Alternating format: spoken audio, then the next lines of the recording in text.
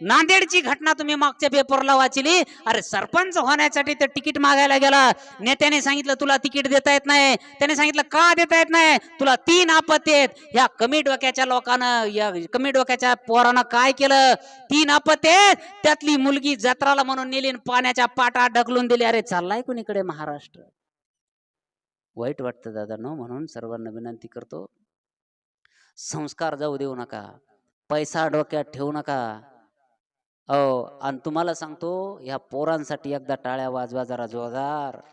ज्यांनी ही छत्रपती शिवरायाची जयंती एका विशिष्ट प्रकारे उभी केली, त्या सर्वांसाठी काय टाळ्या वाजवायलेत बापा. पंचमीच्या ह्या तरी जरा वाजत आता. तेच म्हणलं आधी तर ते पंचमीच्या लह्यात मी माझ्या ध्यानात आलं, म्हणलं त्या तडतड तडतड करीत असतात त्या कढईमध्ये, त्याच्यापेक्षा जरा आहे का नाही. टाळ्या वाजायचा कटाळा म्हणल्यावर खरं विचार करायसारखी गोष्ट आहे. जर समजा छत्रपती शिवरायाच्या काळात असते आणि तोफा वाजायला लावले असते तर वाजले असत्या काय. तुम्हाला एक जाता जाता उदाहरण देतो. तुमची आमची परिस्थिती काय झाली. थांबतो मी, जास्त वेळ घेत नाही, कारण मलाही एका पायावर जास्त वेळ उभा राहता येत नाही. आणि त्या खुर्च्यानं लय पांगेले म्हणून मी खुर्चीवर बसत नाही. ती खुर्चीची सवय लागल्यावर लय अवघड असते. हो, 2 वाक्य लिहून घ्या पोरावर आणि थांबतो मी. ऐका. पहिलं वाक्य, तुम्ही कुठेही गेले, संघर्षाशिवाय तुम्हाला काहीच फुकट मिळणार नाही. संघर्ष करावाच लागणार आहे.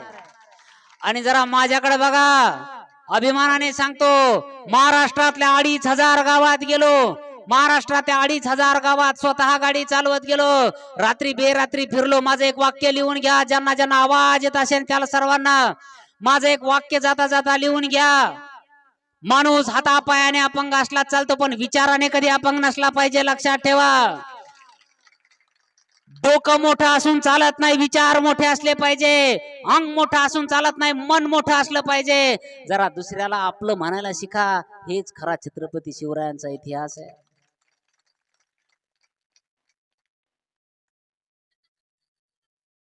वाईट वाटतं हो महिला मंडळ, काही गोष्टी बारकाईने बघतो आपण महाराज. जावाचं पोरग घरात आलं बघा, आज बी बघा, आज बघा, जावाचं पोरग घरात आलं, आपल्या पोराला जर काही खायला द्यायचं असेल तर ती त्या पोराला म्हणते जायतोय माझ्या गावाला चालली. बघा तुम्ही, विनोद नाही येऊ.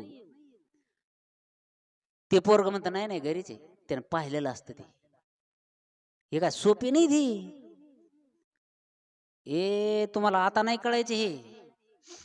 मग तुम्ही बाप्पा याला काही सांगा ना, आप्पा याला काही सांगा, असा नव्हता माय हे. ते तसाच होता, पण तुमचं लक्ष नव्हतं. अरे मा हाताला धरून चहा प्यायला नेलं का पोरानं. हाताला धरून चहा प्यायला नेलं, बैठकीत ठेवून बसलं ना. घरात आतून जाऊन आलं ते म्हणलं महाराज, मम्मी म्हणली पप्पा बाहेर गेलेत, महाराजाकडून साखरेला पैसे घे. अरे बापरे, होय म्हणता येणार नाही म्हणता येणार. 500ची दिली, पोरगा दिसाना. चहा यायना पोरगा दिसाना. म्हणलं आता जमला वा खेळ. चहा सोडून दिली म्हणता हापूसून. सोपी नाही ती. पण याच्याकडे काय गुन्हा नाही. काय यांच्या कानावर यायले, काय हरिपाठ काकडा यायलाय का नाही, काय यायले. आई बापाची किरकिर रोज त्याच्या कानी, बाप घे दारू त्यात आई टाके पाणी. बघा घर. आता महिला मंडळी एकमेकीकडे पाहिल्यात. बाप घे दारू त्यात आई टाके पाणी. ऐकत नाही ते. कशाला घनसंगीला जायचं, फाट्यावर जायचं. मी तर म्हणते घरी आणावं, घरी प्याव. मी पापड तळून देते. तिकडे पाहुण्या रावळ्याला सगळ्याला माहिती होतं. माझा जीव लागतो, गाडी राहते माझ्या संग, मी शपथ घालते बा घरी आणून प्या. तुम्ही काय ऐकत नाही ते. आई बापाची किरकिर रोज त्याच्या कानी, बाप घे दारू त्यात आई टाके पाणी. आजोबा म्हणे माझी बिडी पेटून आणा, आजी म्हणे बाळा माझ्या पानाला वचून. असं घरी. आणि मग हल्ली त्यांना गोवा पुढे सांगा त्याचा काय झाला गुन्हा. काय गुन्हा आहे पोरायकडे. ऊस गोड झाला म्हणून काय मुळा सगट खावा. प्रीतीचा पाहुणा झाला म्हणून काय फार दिवस राहावा. गावचा पाटील झाला म्हणून काय गावाची बुडवावा. आले संत घरी तरी काय बोलून शिन बाबा. काही जमत नसते दादा, नियती जमत नाही. म्हणून नियती सोडू नका, पोरांवरती संस्कार द्या.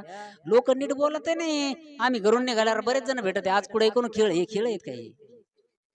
हे कलाकार यांच्यासाठी टाळ्या वाजवा एकदा. ही ढोलकी मृदंग तबला सोन्याची ढोलकी कोणी घेऊन देईन एखादा बाप, पण त्या बापाला म्हणा पोराला वाजवायला शिकव, वाजवायला शिकव. येत नाही, ही कला असते. जरा जोरदार टाळ्या वाजवा. या ऑर्गन मध्ये, या सिंथ मध्ये आवाज आहे, काढणं म्हणजे कला आहे. यांच्यासाठी एकदा जोरदार टाळ्या वाजवा. आणि ह्यांच्यासाठी नाही तर ह्यांच्या वडला आई वडिलांसाठी, धन्य माता पिता तयाची, त्यांच्यासाठी जरा जोरदार टाळ्या वाजवा दादांनो. म्हणून तुम्हाला सांगतो परत एकदा, घरात तेलमीठ झालं तर कमी जास्त झालं तर हो द्या. फक्त एक माझं जाता जाता एक उदाहरण देतो तुम्हाला. इथं एवढे चांगले विचार देण्याचं, काल छत्रपती शिवरायाची जयंती, एक इतिहास त्यांनी सांगितला. आणि आपल्याकडे काम होतं फाउंडेशन पक्क करायचं. म्हणून मी फाउंडेशन पक्क करायचं काम करतो. की घराचं कधी आधी घर बनवा, घर झालं की मग बिल्डिंग होईल. हो, जर वर 4 मजली बांधायचं असेल तर इथं काय पक्का असावं लागतंय? पाया. मग आपला पाया कोण आहे आता? ही पोर आहेत. यानं जर तुम्हाला सांगितलं असतं, यानं जर सांगितलं असतं तुम्हाला की कार्यक्रम संपल्यानंतर प्रत्येक लेकराला 5-5 किलो तांदूळ देण्यात येणार आहेत, आणले नसते लेकर? आणले नसते लेकर? मग तर मावशीचं आलं तरी म्हणले चला अंधारात काय मिळालं का, चला 5 किलो आणले नसते. खरी गरज कोणाला आहे? बरं चला, जाता जाता एक शेवटलं उदाहरण देतो. मला कळकळ वाटते म्हणून मी तुम्हाला सांगितलं. बस एवढंच उदाहरण, मला फक्त तुम्ही प्रतिसाद द्या. ऐका दत्ता भाऊ, बरं का दादा, आमच्या गावात एक जाता जाता उदाहरण सांगतो ऐका. आमच्या गावामध्ये, हे तुमच्या खूप प्रत्येकाच्या कामा पडणार आहे. आमच्या गावात एक जणाला नाहनीचं पाणी बाहेर काढायला एक पाईप लागत होता 50 रुपयाचा. किती पुराव? ते घनसावून गेलं पाईप आणायला. पाईपच्या दुकानावर 2 मिस्त्री बसलेले होते. ते मिस्त्री म्हणले ए इकडे, म्हणले ग्रामपंचायत बाथरूम साठी 12,000 देते म्हणले. मग त्या बाथरूमलाच नाहणी करून घे. पटलं त्याला. कशाला गेलं ते? पाईप आणायला. घरी आलं, मारकोट काढायला लागलं. ग्रामपंचायतनी 12,000चा चेक दिला, जरा ऐका. मारकोट काढायला लागलं. पुन्हा 2 जण आले. ते म्हणले काय करायला? म्हणला काय नाही, बाथरूम आणि नाहणी बांधायची. म्हणलं एक काम कर ना, आधीच मिस्त्री भेटत नाहीत. म्हणला मिस्त्री भेटले ती इटा संघ इट येईन, वाळू संघ वाळू येईन. मग आता का 17 बार होत असते का? म्हणला गिना एक खोली काढून. कशाला गेलं ते? हे ध्यानात ठेवा. कशाला गेलं ते? 50 रुपयाचा पाईप आणायला. पटलं त्याला. म्हणला हो येरी अर्धी ट्रिप वाळू भेटाना. म्हणला वाळू आणली, इटा आणल्या, बांधकाम सुरू. एक खोलीचं बांधकाम काढायला 4था जण आला. ते म्हणला काय करायला? म्हणला खोली बांधायला. ते म्हणला तुला आयडिया देतो. ते म्हणला काय? आता 3 भीती जर घेतल्या ना, म्हणला मधली भीत तशीच राहते, बरोबर 2 खोल्या होत्या. पटलं त्याला. कशाला गेलं ते? 2 खोल्या बांधकाम सुरू. 5वा आला. काय करायला? म्हणला 2 खोल्या बांधायलो. म्हणला मग येडाय वैर, आता एवढं मोठं बांधकाम केलं ना, आता पत्र टाकतो सोयरे, इकून स्लॅब तिकून स्लॅब, जाऊ दे म्हणला 1,00,000-2 लाख रुपये. कशाला गेलं ते? स्लॅबच्या 2 खोल्या तयार. बायको आली, ती म्हणली ऐकलं ना म्या, याच ऐकत आहेत त्याच ऐकत आहेत. म्हणला तू हो काय? म्हणला काय माया बहिणीला माडी, म्हणली बाई माया मेहुण्याला माडी, माया भावायला माडी, मला माडीच पाहिजे म्हणली. झाली माडी तयार. कशाला गेलं ते? तुम्हाला काय वाटतं त्याचं कल्याण झालंय काय? 5 वर्ष सारे थांबले, 5 वर्षात सारे आले सांगणारे. ते म्हणले हे बघ घर झालंय म्हणले तू, पण 5 वर्ष झाले तो याच्यानं काय रेटन आम्हाला दिसायला लागलं. म्हणले आता एक काम कर, म्हणले आता आमचं तो हो बापाचं माझ्या बापाचं चांगलं होतं, आपल्याला वाईट करायचं नाही. मग ते म्हणलं आता काय कर, एक काम कर. साऱ्याने त्याला सांगितलं, म्हणले तो ह्याच्यानं काय रेटत नाही, म्हणले 2-4 एकर आमच्या नावची करून द्या. अरे बाप, म्हणलं हे षडयंत्र. पैप आणला असता तर बरं झालं असतं म्हणलं. हे त्याला वाटलं लोक माझ्या हितातच सांगायला लागले का नो. म्हणून जरा जोरदार या संयोजकासाठी टाळ्या वाजवा. चांगली सांगणारी माणसं फक्त छत्रपती शिवरायांच्या जयंती निमित्त असतात. चांगली सांगणारी माणसं फक्त अखंड हरिनाम सप्ताहामध्ये असतात. म्हणून चांगल्या माणसाचा ऐका दादा हो. कोणी जर तुम्हाला दुसरं काहीतरी घ्यायला लावत असेल, त्याचा तुमच्या जमिनीवर डोळा असेल. जर तुम्हाला दुसरी गाडी दाखवत असेल, त्याचा तुमच्या गाडीवर डोळा असेल. लक्षात घ्या, चांगलं सांगणारी माणसं इथंच असतात. म्हणून सर्वांना विनंती करतो, सर्वांनी मला बोलवलं, आदर सत्कार केला. लोक म्हणतात ना जवळची बोर आंबट असते, पण तुम्ही गोड करून दाखवली. दरवर्षी मला किती कितीतरी वेळा 7-8 कार्यक्रमाला बोलवलं, प्रत्येकाने आपलं लेकरू म्हणून ऐकून घेतलं. परत तुम्हाला विनंती करतो, व्यसनाच्या आहारी जाऊ नका, अंधश्रद्धेच्या आहारी जाऊ नका. किमान जाता जाता एक काम करा आणि काहीतरी संकल्प करा, स्त्री भ्रूण हत्या करू नका.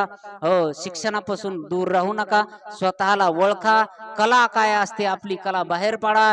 कला म्हणजे काय असते, आपल्या कलेनं माणूस किती मोठा होऊ शकतो. परवाचं उदाहरण आहे इतिहास.